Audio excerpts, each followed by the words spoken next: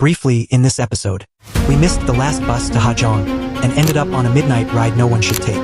The kind of bus that feels wrong the moment the doors shut. The passengers were too quiet, the air was too cold, and soon we realized we were not traveling with the living. Something hungry followed us into the mountains. We had one chance to escape, and what we learned afterward still keeps me awake.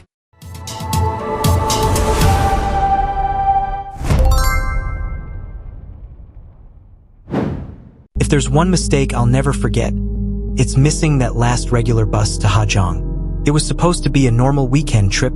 Me and Lin, my best friend since high school. Practical, sharp-tongued, never believes in ghost stories. Tuan, scared of everything but talks constantly to hide it. The kind of guy who jumps at his own reflection. Han, calm and observant but superstitious to the core. Always carrying lucky charms, just in case. We were all tired from work, rushing to my din station, laughing at how we always leave things to the last minute. But when we reached the gate, the security guard only shook his head. Last bus left 10 minutes ago. No more until morning. Lin groaned. Tuan swore under his breath. Han pulled out her phone to search for homestays nearby. And then that sound. A low, rattling engine, like metal scraping against metal, rolled in from the dark lane beside the station. We turned, thinking it was another sleeper bus running late. But this one had no headlights on, just two dim, glowing bulbs deep in the front like tired, dying eyes. The doors opened with a painful hiss. A driver sat in the seat, but he didn't lean out, didn't call for passengers. He didn't even glance at us. He just lifted a hand, slow and stiff, and motioned for us to get in. I don't know why we walked toward it. Maybe desperation, maybe stupidity, maybe something else pulling us forward. Inside, the air hit us like walking into a freezer. In the middle of Hanoi's humid night, the cold felt wrong. Unnatural, sharp, cutting through our clothes. I hugged myself and shivered. Why is it so cold? Lin whispered. Tuan tried to joke it off. Old bus, broken AC? But the AC wasn't on. The vents were dry. Still, the cold bit deeper. There were only 6 passengers already seated. None of them looked up when we stepped in. They sat too still, too stiff, like mannequins forgotten in a museum. One man in the middle aisle had his head bowed, but his shadow stretched far across the bus floor, much longer than it should have been. I blinked, rubbed my eyes. No, it was still there. Too long, too dark. We took seats in the back, huddling close. The driver closed the doors, but he didn't touch the controls. They slammed shut on their own so hard the windows rattled. Han leaned close to me. This bus, it's not right. I nodded slowly, because the moment the engine growled again and we rolled away from the station, I felt it too. A cold, sinking feeling in my stomach. We should have gotten off.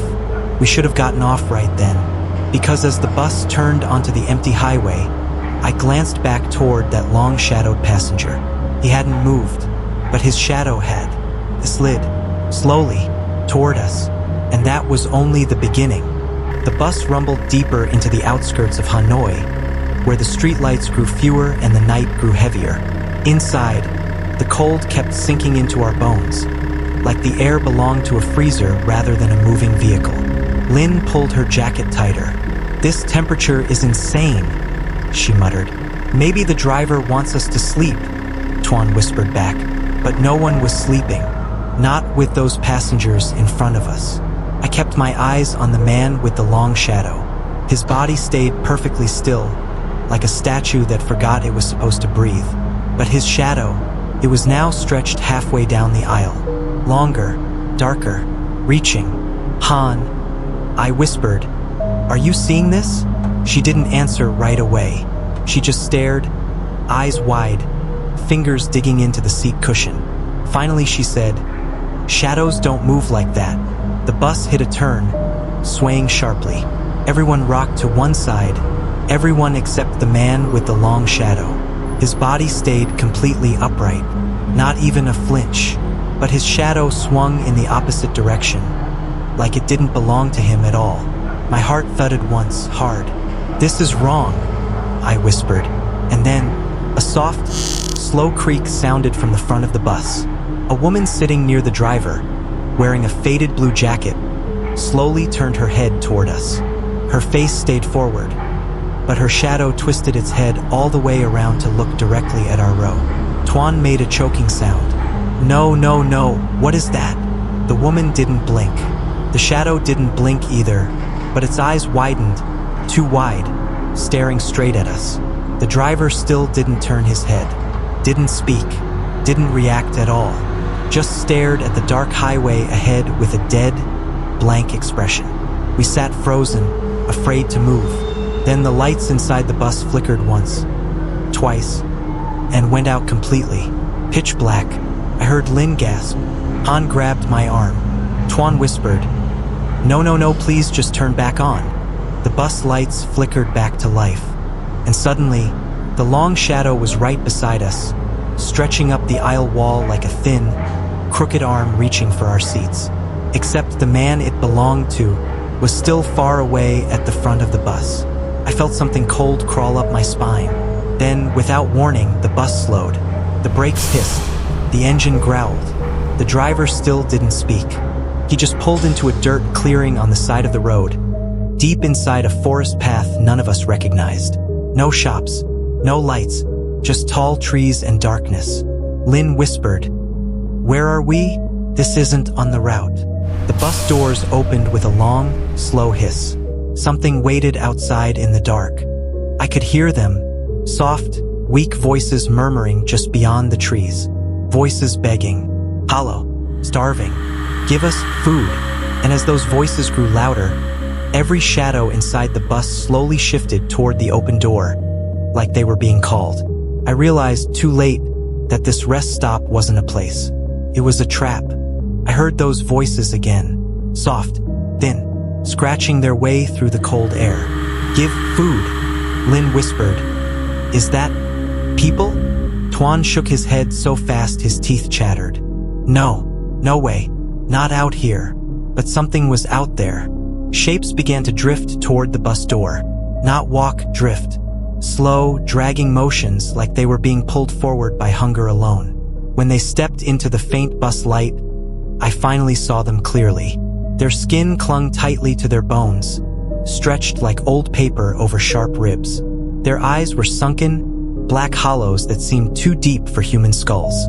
Their mouths hung half open, lips cracked, jawbones moving like it hurt to speak. They weren't wearing anything strange, just torn shirts, old jackets, dusty pants. Clothing you might see on any normal person who'd been on the road. But their bodies, those bodies were starved far beyond human. One of them lifted an arm slowly, painfully, and pressed a palm against the bus window. The sound was soft, just a faint tap. But when the hand slid downward, it left behind a black, oily smear, like burnt oil mixed with blood. Han inhaled sharply. "That's not normal. That's not human." The smear didn't drip, didn't fade. It just stayed there, thick and dark, staining the glass like tar. Another figure stepped forward. A woman this time. Her hair was tangled, long strands clinging to her face. She leaned her forehead against the window and whispered, "Hungry." Her breath fogged the glass from the outside even though the bus was freezing inside. That's when I noticed her breath wasn't white. It was black.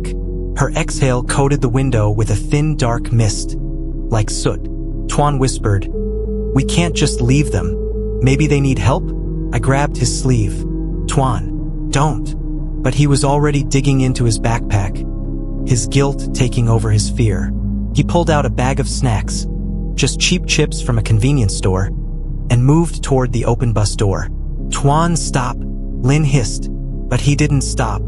He stepped forward and tossed the snack bag outside the door. The moment it hit the ground, the starving figures lunged. Not walked, not reached. They pounced, their bodies scraping the dirt, clawing over each other to get to the food. Their jaws snapped open wider than any human jaw should, tearing the bag apart, devouring the chips with frantic, jerking movements. Crunching, crackling, violent chewing that didn't sound like eating. It sounded like bones breaking. The bus lights flickered again. Every shadow inside the vehicle stretched toward the door. Every ghost outside lifted its head at the same time. All of them stared directly at us. Food had been offered, and now they wanted more. They wanted us. Tuan backed away slowly, face pale. "Close the door," he whispered. "Close it now." But the driver didn't move, didn't speak, just stared forward, hands frozen on the wheel. Outside, the starving figures began to crawl toward the door, black stains dripping from their hands, their mouths widening as if ready to bite. And through the trees behind them, I saw more shapes moving. Dozens, maybe more, all drifting toward the bus, all whispering the same word. Hungry, hungry. The first one reached the door frame, thin fingers curling around the metal, bones cracking as it tried to pull itself in. That was when Lynn screamed. Lynn's scream snapped everything into motion. The starving figure at the door turned sharply toward her voice, neck twisting with a brittle crack that made my stomach drop. Its jaw hung open, shaking with a soundless breath, like it was tasting her fear. "Tuan, get back," I shouted, but there was no need to push him. Tuan stumbled backward so fast he fell onto the aisle floor, scrambling away on his hands. Then finally, the driver reacted. He didn't look back, didn't shout, didn't blink. He just slammed his foot down on the accelerator. The bus lurched so violently that all four of us slid back into the seats, nearly hitting our heads. The starving figures outside clattered against the side as the doors snapped shut on their own. The engine roared. The tires screeched. We shot forward into the dark mountain road. For a moment, I thought we were safe. But then I looked out the window. The starving ghosts, the ones with sunken eyes, and trembling bones, and black-stained mouths, began running after us. Not stumbling, not limping, running. Their legs moved in a disturbing, broken rhythm. Too fast, too unnatural. Like puppets pulled by invisible strings. "What the hell? Why are they so fast?" Tuan yelled. Lynn grabbed the seat in front of her, knuckles white. "They can't keep up. They can't." One of them suddenly slammed against the side of the bus, smearing the window with its black hands. It dragged its fingers across the glass with a long, scraping sound. I gasped and flattened myself back. "They can keep up." More of them crawled out from the treeline, dozens, charging through the dirt as the bus gained speed. Their movements grew frantic, desperate, like animals driven by pure hunger. One jumped onto the rear bumper. Another clung to the side mirror. The long-shadowed passenger inside finally moved. Very slowly, his head rose. His face turned toward us. But his shadow slid forward down the bus aisle, reaching for our feet. "No, no, no! Keep away from us!" Lynn screamed. The bus swerved hard as the driver pushed the old engine to its limit. The whole frame of the vehicle rattled. Wind blasted through gaps in the windows. Something thumped against the roof. Then another, and another. Heavy footsteps, dragging movements, claws scraping against metal.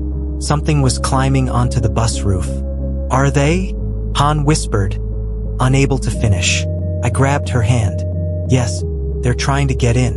Outside my window, a ghost clawed at the glass with both hands, leaving streaks of black ooze behind.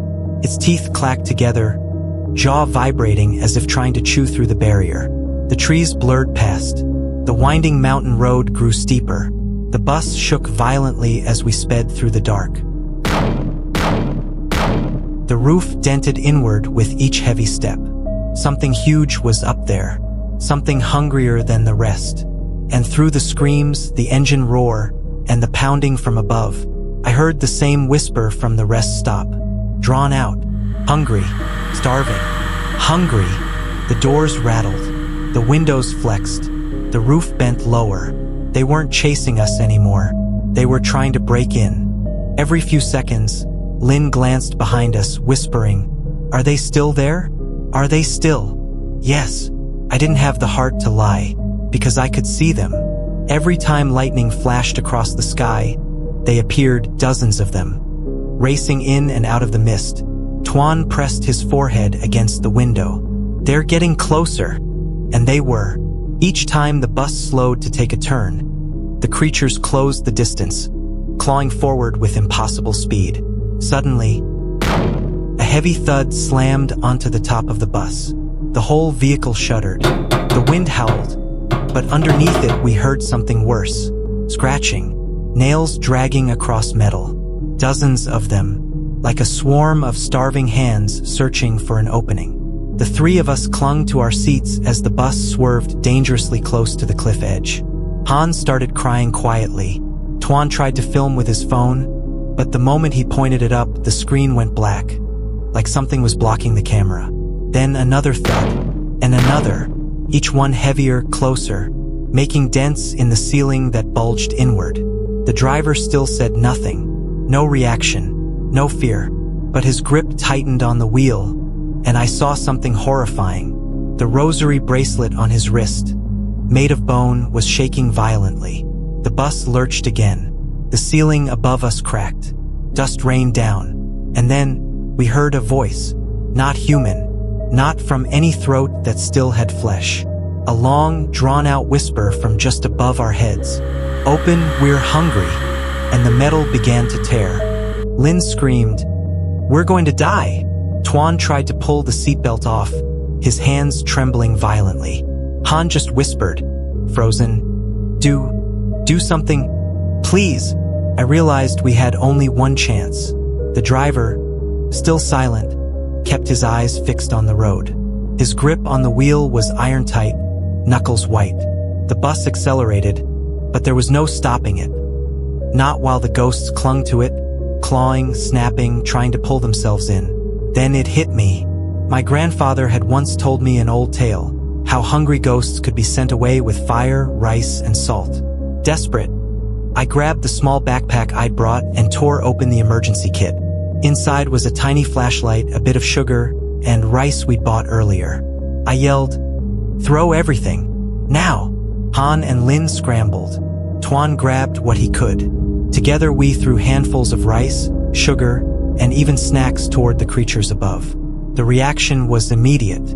They shrieked, a piercing, unholy sound, and recoiled slightly, their twisted faces writhing as if in pain. Black streaks slid down the windows faster, but the scratching slowed. The bus rounded a sharp hairpin bend. I saw my chance. "We jump!" I screamed. It was insane, dangerous, but staying meant death. We unbuckled, pushed open the side emergency doors, and leapt into the gravel shoulder. The bus lurched past, nearly tipping over.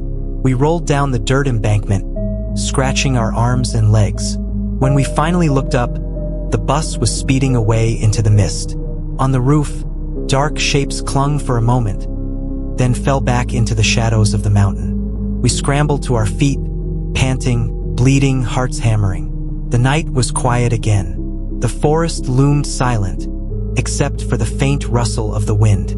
Hours later, when we finally reached a proper checkpoint near Hajong, we reported the bus. The police frowned. "There hasn't been a midnight bus on that route since 2007, one officer said. "The last one crashed, burned completely. Everyone on board died." We didn't speak for a long time. None of us had slept. Some nights, long after we returned home, I still hear it. The faint sound of fingernails scratching glass, like hungry hands testing the windows. And when I leave a small bowl of rice outside, it's always gone by morning. We never take buses at night again. Thank you for watching. If this story kept you looking over your shoulder, don't forget to like, subscribe, and comment below what you think truly chased our bus into the mountains.